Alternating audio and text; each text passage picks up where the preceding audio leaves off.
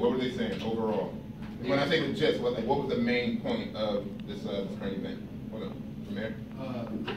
Many accidents were caused because people are being influenced. Okay, so everybody understands the gist because we're going to peel this back just for a moment. But after that, so that is the gist of the current event. That apparently in these automobile accidents, that they are rising due to more folks on the road under the influence of cannabis, as the good brother said there. All right, so this, of course, picking y'all's brains. What were y'all initial thoughts on this here? Just initial thoughts after you saw it, we just, I agree, or this is interesting.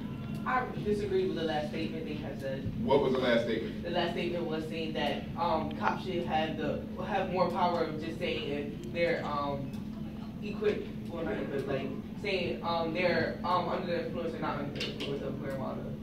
Right? That's how it said it, right? No, the last statement was that the government should empower the police to judge if someone's impaired or not. There you go, get that. Well, I didn't agree with that. Why not?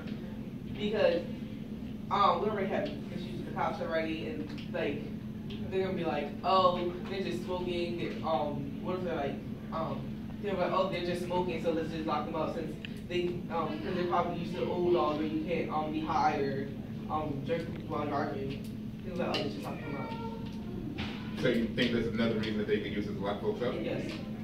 Okay, and so I'm gonna come back to that. Ms. Mercado. I feel like we legalize alcohol, and it's okay to be out with your friends drinking, it's okay to be home drinking, it's okay to drink. But now they're trying to, like, say we can't smoke. And it's like, there is so much danger, there's dangers with both of them, but why is one legal and one's not? Like, that's how I see it. Like, and then what they're saying now is that they should let, like he said, they should let the cops, that's just gonna cause more problems. They should figure out a way, like, okay, after this limit, they're too high. Like, they should not be out. How high is too high? Don't they have like a breathalyzer if you're like too drunk? They invent it, right? So Well, they should make something. they have the breathalyzer for, of course, to determine how much alcohol you have in your system. They do have some type of invention that may determine if you are impaired or not under the influence of cannabis. They have something like that, but it's not necessarily accurate. Do you want to know why is it not that accurate? Because who? We all have our different limits. That could be it. That could be it. But let me say this: when you take the breathalyzer, does it determine how much alcohol you have in your system at that particular point? No. It doesn't. I don't know. Yeah. Yes, it does. All right. So here it is. If you're asked to step out your car and you go through the whole road test or whatever, and you've got to take that breathalyzer, it does determine how much alcoholic content you have in your body at that particular point, which gives the cops or any law enforcement people the opportunity to take you down or whatever like that. All right. The breathalyzer does that. However, what's the psychoactive ingredient in cannabis? It's THC. Okay. Flip open your lids right quick. Flip open your lids. Watch out, look something up right quick. Some of you may already know. Hold on. I want some of these folks to figure it out. I want you to look up how long does THC last in your body after one joint, after one L or whatever. How long does THC stay in your body after, say, like one marijuana cigarette or one marijuana joint?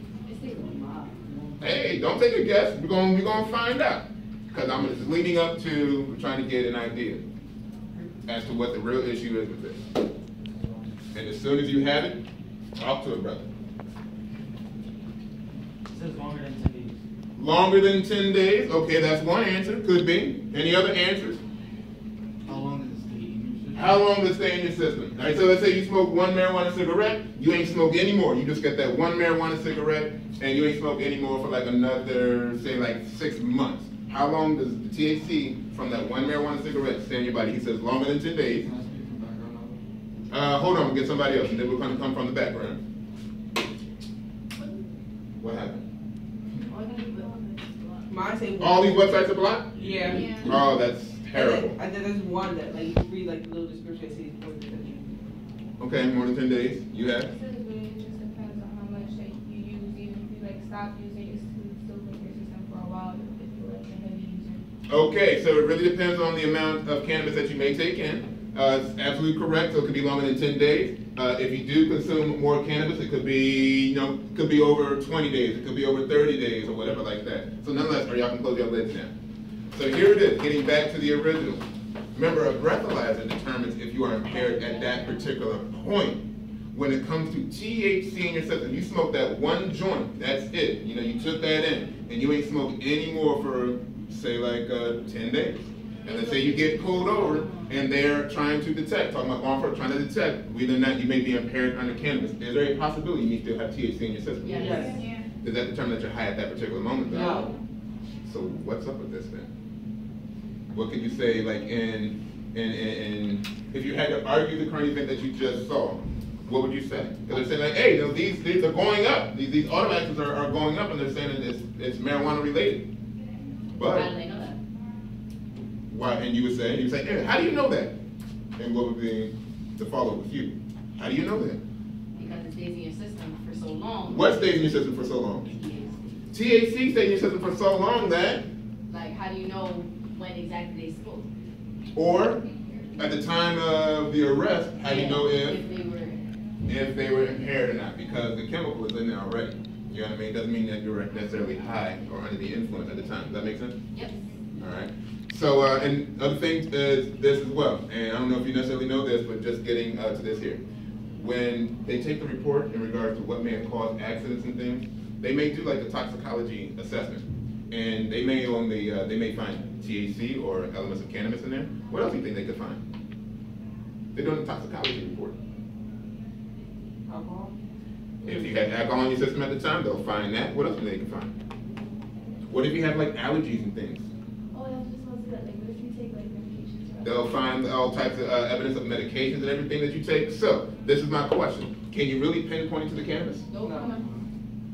Who's to say? So when you watch things like this or whatever, you know, you take it for the information that it is, and granted, yes, it may be a warning, whatever. Hey, you know what, this is red flag, you know, maybe you gotta watch out for something like this. But you always wanna be smarter than, you know, than the current event. You wanna kind of think this through, just as y'all did with this.